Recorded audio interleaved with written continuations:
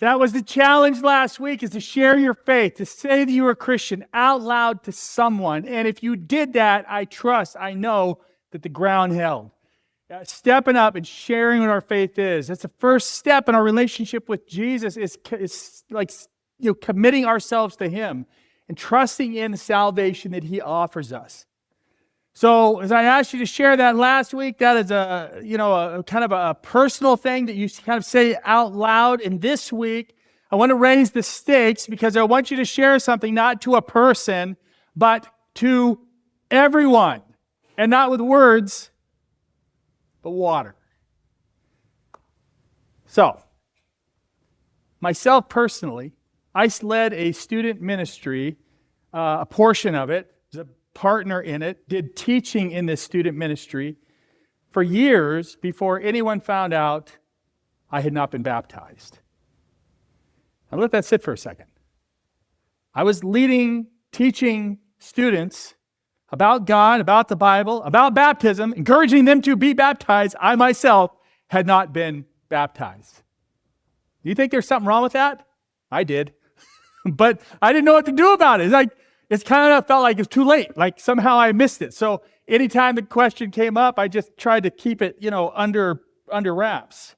I didn't do it on purpose. Not like I had this reason that I thought that I wasn't getting baptized. It's just the time passed. No one ever asked me. I mean, when you start at a church and then you start serving in a church, it's not like there's this point you cross here where somebody says, "Have you been baptized?" I mean, you don't ask. You just keep serving, you just keep doing, you just keep being a part of the church, getting more and more connected to the church. And then, of course, the moment came for my wife and I when we decided that we want to become members of this particular church.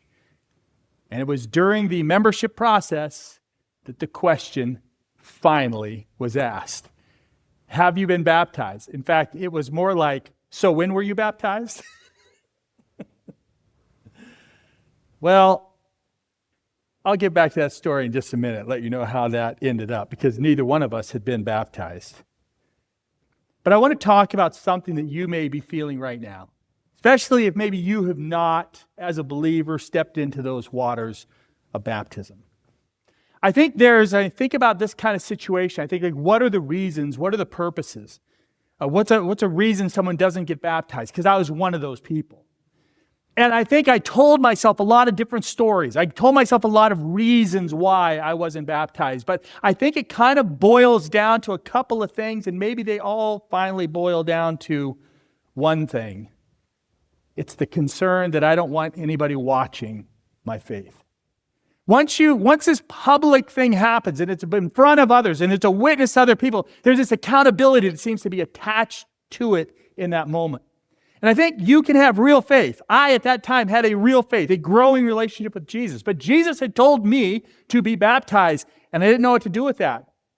I just kind of set it to the side, just kind of ignored that. It was always nagging at me. It was always there. And when opportunities came to talk about baptism, I would tell students, be baptized. You got to be baptized. Jesus says be baptized. But I kept avoiding my situation. I avoided any conversation where someone might say, so when were you baptized? Or tell me about your baptism. I just kept steering conversations in different ways. I didn't know how to answer it. I didn't really feel like I had words for why I wasn't baptized. It's not that I felt, there was this reason. It just kind of the way that it was, and I just lived in that situation. I mean, my faith with Jesus was personal. But standing up in front of that whole congregation, getting wet in front of them all, it's kind of an odd thing, isn't it? And to be baptized, to get wet all the way in front of all these people, it just was something I hadn't done yet. I think this thing that is private to us, our relationship with Jesus is private. It is personal. But there's this part of this personal relationship that Jesus asks us to do that makes it public.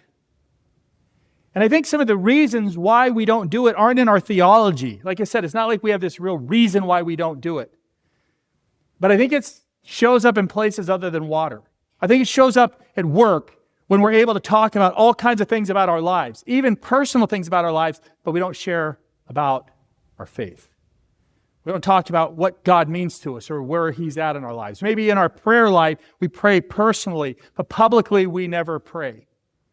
Or we have kids, but our kids have never, they know that we're people of faith. They know if they would say, is your mom or your dad a Christian? Yes, Christian, but they've never actually seen you take a step of your faith or never talked out loud to them about your faith. I mean, you can show up, you can help somebody, you can be a part of trying to do good in the world. And if somebody says to you, are you a Christian? Sometimes it's that uncomfortable answer, and it's like, well, I go to church, or we start to name these other things.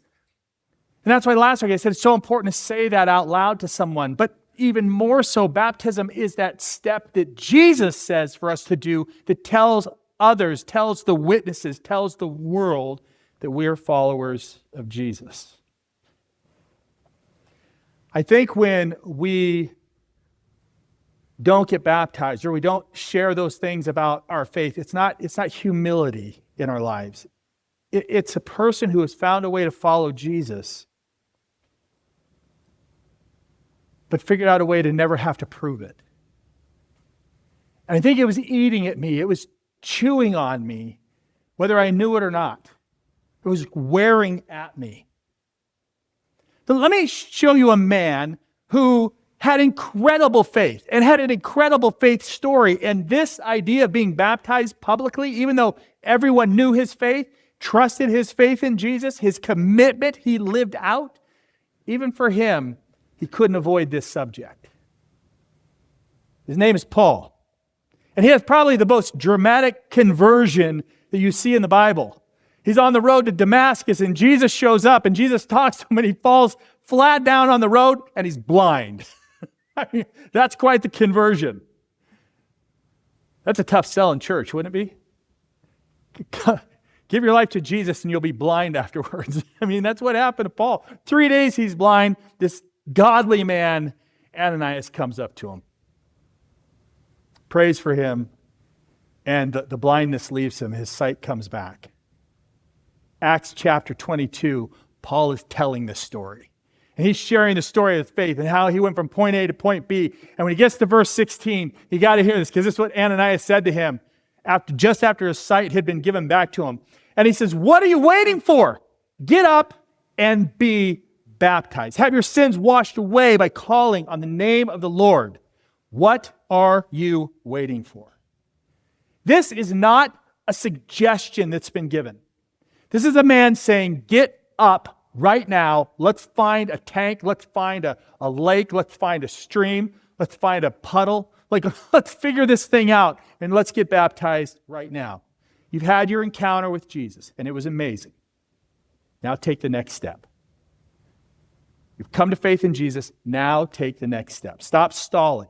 Even Paul, the most dramatic conversion in the Scriptures, knocked down by the actual voice of Jesus. And the word to him is still, get up and go public with your faith. Be baptized. The private encounter that you had with Jesus on that Damascus road is real, but that was not the finish line. There's a step left, a witnessed step. So here's the distinction that I need you to get today, because it's what this whole week is wrapped around. Baptism does not make you saved. It makes you public. There's confusion on this, so I want to be sure you are not confused today, because you are not saved by the water. The water doesn't save you. Your choice to follow Jesus is what saves you. Look, we are not Roman Catholics. The water doesn't wash away a single sin. And Ananias does not say that it washes away a single sin. The water does something different. Ananias told Paul that that would be washed away by calling on the name of the Lord. Not the water washing away the sin, but on the calling on the name of the Lord is when his sins are washed away. The calling does the cleansing, and the water shows what took place. Baptism will add nothing to your salvation. What it does add is it adds a witness to that salvation act that took place. And that Hillcrest is the exact part that I think some of us have been dodging, whether we've known it or not. Don't have a problem with believing in Jesus. That is settled. The believing is a private act. The believing part is safe. It's mine. It's what took place between me and Christ. It's mine and it's private. It's the going public that we put off. The standing up where people can see our faith, where we stand in front of others and say, I am a follower of Jesus. It's the step that ends your deniability. You see, you are not stuck, I believe, on whether baptism is required. I think many of us get stuck on whether we want to be seen in that process. Like, think of it as a wedding. I have a wedding ring on my finger. I made a commitment to my wife between God and witnesses. What makes me married? Does the ring make me married? It does not. This ring does not make me married. The act of committing between God and witnesses, the vows that we said, that's what sealed our marriage. This is a symbol of that. I wear this into the world because I am married. This ring on my finger means that all the ladies that are interested in me will stay away. That's why they've been staying away, by the way. Purpose alone. It is a sign. It says I'm taken. It says that I am accounted for. I have made a commitment with someone else. I am off the market. Sorry. If I take the ring off, am I now not married? Of course I'm married. But here's the question. If someone took the ring off that's married and didn't talk about their marriage and just went through life never mentioning at all at their work or whatever that they're married and that they've made this commitment, do you think there would be some question as to why? There'd be an answer to that question, and I don't know what it would be. But to be married and to go into the world without this one symbol, it may be a good reason. It may be, I work with machinery, so I can't do this. Well, now they make the latex ones, the machine gets it, off goes the latex, or whatever it might be. But to go into the world without this symbol is to say something. And friends, if you're not baptized, you're not wearing the ring. And the question is why? Our marriage to Christ happened in our decision to follow Him. We are married to Christ. Baptism is the ring. It's the exterior symbol that says, I belong to Christ. If you're a follower of Jesus and you have not been baptized, why? And you're going to give all the excuses that there are because you have one. You got to have one. You need to come up with one. And I don't want those questions or those things to get in the way of what the truth is, because like Ananias said, why wait? Get up and be baptized.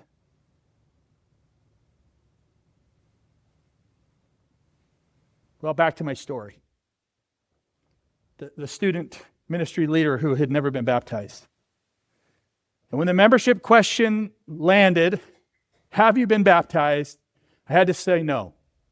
And I want to be transparent about what happened to me in that moment, because I was not relieved that finally I'm going to be baptized. I was actually scared to get baptized. And what was I scared of? I was scared that people would know that I hadn't been baptized. I was scared to stand up in front of those students and their parents and everything in that tank and for them to be like, wait, is that? Yeah, that's not good. He's a hypocrite.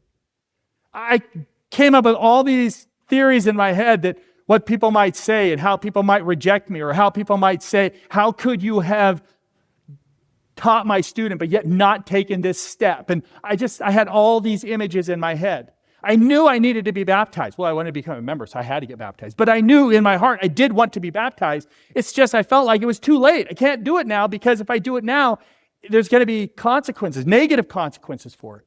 It's just been too long. Some of you here at Hillcrest, I've been like surprised. I'll use the word shocked. Sometimes shocked that you're not baptized. Some of you maybe want to become members. You've been here a long time and you're serving, but yet you've just never taken that step of baptism in that conversation. Or maybe you've been here a long time and I find out that you're not a member because I'm wanting ask you to do something and someone says, oh, they're not a member. I'm like, they've been here 20 years. Like, how are they not a member? And then I ask, and it's usually that reason. Well, I never was baptized. I'm like, what? I don't have near as much compassion for you not being baptized as I needed people to have for me. But that was the tension that I lived in, and I just thought people were going to react negatively to it. I didn't know what people were going to do with it. So our baptism came. If I believe my memory is correct, I think it was an Easter Sunday. Is it correct? Yes. The least attended service.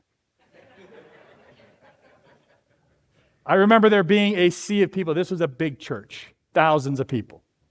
Sea of people out there. And we picked Easter Sunday. And as I walked towards the water,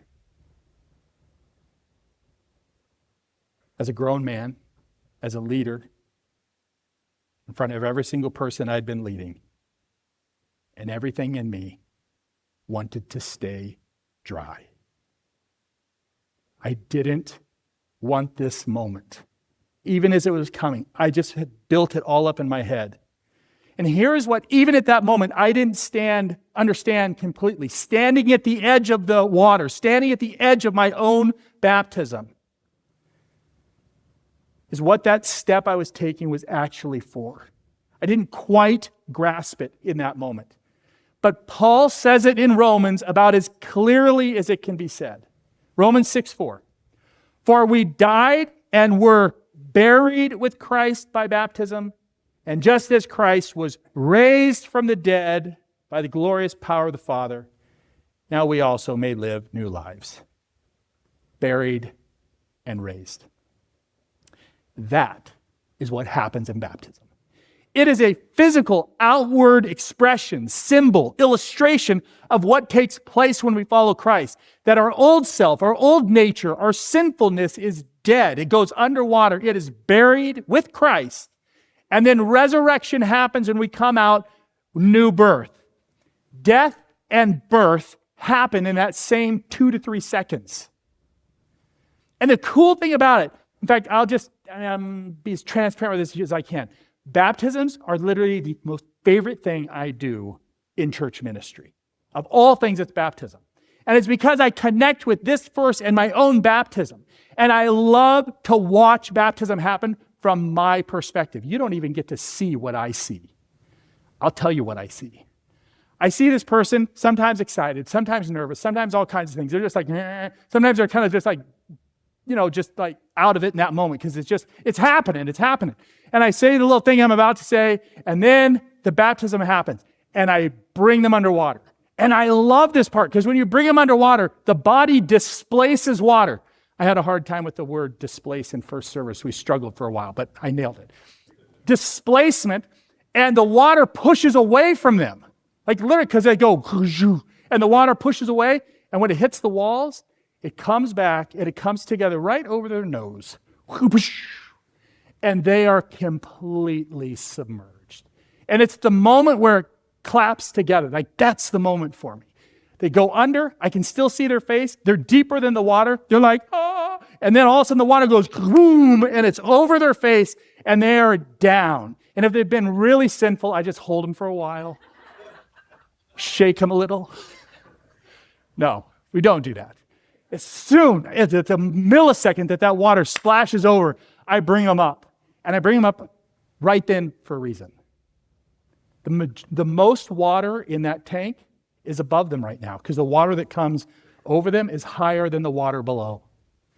And I pull them up in that moment because I love the imagery of the grave trying to hold on. That water, as you bring them up, you bring up all that water with them. And it's like trying to hold on, but the resurrection is happening, and that water sheds off all the sin, all the old self, all the everything. As that grave tries from the bottom to hold on to that person, it can't. And I pull them up, and it is this new life. And I have yet to baptize anyone that doesn't smile afterwards. Like if I bring you up and you don't smile, just know you're going right back down. We're going to get a smile. Because there's this thing that happens in the moment. And it's beautiful. It's this illustration of our love for Jesus. It's this illustration that I've committed my life to you. And I don't mind if the world sees it. And I want the world to know it. This is what baptism is about.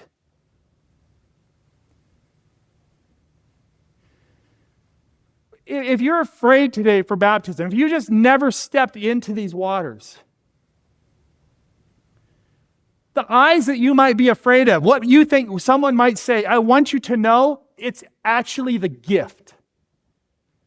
The eyes that see, the witnesses of the baptism, that is the gift to you as the one being baptized.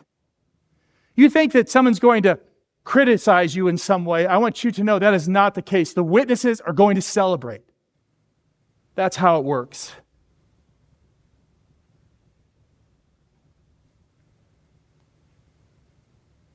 Some of you maybe have been holding your breath for years. You've just never really taken this step.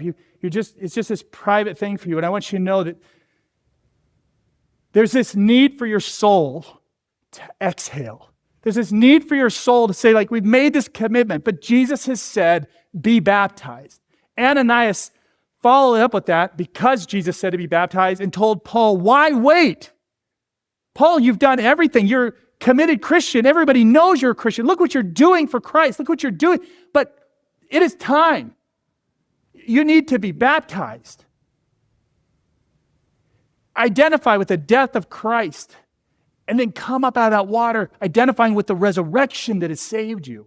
It is not the water that saves you. The water is an illustration. It's not baptism that saves you. Baptism is something we do as believers, as a person who understands what Christ has done for us. Now, you might say, well, I'm not being baptized because I was baptized as an infant. Praise Jesus. Somebody threw some water on you when you were a kid. I don't want to minimize that, but I just want you to know that the illustration in the scriptures is when you become a follower of Jesus, you then mark that thing that you did with the sign of baptism. You can't get baptized first. So once you commit to Christ, once you make the choice as a thinking human being, then you be baptized. So if it's an infant, come on, let's do this thing again. You commit it. It's not a rebaptism. That's infant stuff is more dedication. It's more we're committing our child. But the child doesn't have a say-so in that. They're going to get water on them whether they want it or not. And most of them don't want it. You throw it on. But baptism, and that's a choice you make. When you choose Jesus, then you're baptized. Look, we're a Baptist church, so we're dunkers. This is how we do it. This cross thing goes away. There's a tank back there, fills up to about here, and we put you all the way under. If you come here and you're like, I just want to do sprinkling or pouring, sorry, we don't do that. We dunk you. But I also don't want to get in the way of like the traditions that you've come from. I don't want to get in the way of like all the different talks that are out there. I just want to simplify this and say when you become a believer, you need to be baptized. So have you been baptized? What that baptism is as a believer. That's what's most important to me, the choice that you make to follow Christ. So let me tell you what happened on that Easter Sunday when I stepped into that water. I had been bracing myself for weeks for the eyes that were going to see me. And when I stepped in, the strangest thing happened to me. The moment I felt it just hitting my feet, I completely forgot about the crowd. I forgot about all the eyes. I forgot about the students. Forgot about the parents. Forgot about all my worries. All of a sudden, it's like as if my own soul took over my mind to say, finally, Doug, here comes the moment. Here's the thing that you've been avoiding. Here's the thing that you have set off. Here's the thing that you said wasn't that significant, wasn't that important, and we need this. My soul needs this so badly. And as I step into the water, all the other stuff didn't matter. I forgot about all of it. This thing was actually happening. A step of obedience that I knew I needed to do, I was finally stepping into. And I didn't dread it anymore. As I got to my waist, and Pastor Ron Norman, who's a pastor that baptized me, I wanted the baptism. I can still remember very vividly being tipped back into it. I remember the lights going, woo! And Pastor Ron held me, all the way down, boom! I think he holds longer than I do. Like he just waited a little bit. Maybe it's because he knew me real well. But under I went, I can remember the water hitting over my face and then pulling me up out of that water. I remember that moment. I remember the significance in what I felt inside. I came up out of that water. I promise you, I came out of that water a different person than the person that went into that water. And I wasn't saved afterwards. I was saved before. It had nothing to do with my salvation, but I was different coming out of that water. This weight that I didn't even know I was carrying slid off me as the water slid off of me. The step that I had been needing to do, that Jesus had asked me to do, I was finally taking it. And the eyes that I was afraid of, nobody treated me differently. In fact, they celebrated it. All the kids and the parents, it was like a party. It was like this big celebration. And there were some jokes that went along with it, and that went on for years, but still, it was one of those moments that was just beautiful in my life. And if you haven't had that moment, I want you to have it. So here's your homework. Take the public step you've been dodging. If you have never been baptized and you believe in Jesus, I'm going to tell you why wait. Get up and be baptized. I tell you, one of these Sundays, I'm going to have that tank ready when I give this message. And we're just going to pull you out of your seats and we're just going to throw you under. Like, why wait? Don't delay. Don't give yourself a reason. Don't talk yourself out of this thing. Jesus said, be baptized. If you're a follower of Jesus and you have not, you got to do it. So this is your homework. Do it. Come up, talk to me. Our next baptism is August 30th. You're going to be baptized that Sunday. And you just show up, tell your family and friends. If they don't show up, okay, we're going to be here. Witnesses, your friends, your family, your church family is going to see you get baptized, and we're going to celebrate that moment. We're going to throw a party. So you need to be baptized. Come ask me. We will get you ready by August 30th for your baptism. And if you're worried about the eyes, don't be. If you've never committed yourself to Christ and you're thinking about this step, don't take this step before you make that commitment. Talk to me. I'll help you in that step with Jesus Christ. And once you commit yourself to Him, then let's get wet. Why wait? Get up and be baptized. Like, here's a line that we've carried all the way through this series. And it's what we're going to do the next 2 weeks as well. You cannot belong from the edge.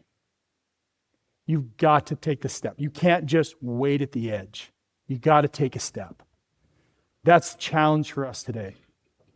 To commit ourselves to Christ. And as we've committed ourselves to Him, to commit ourselves to His commands, in which He asked us to be baptized.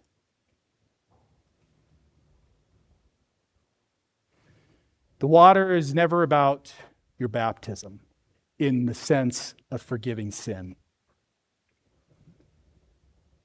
It's not about just getting clean, it's about going public. So I want to encourage you, stop standing on the dry side of your salvation. Get in there. Let the water wash over you and come up a new person. That's the challenge.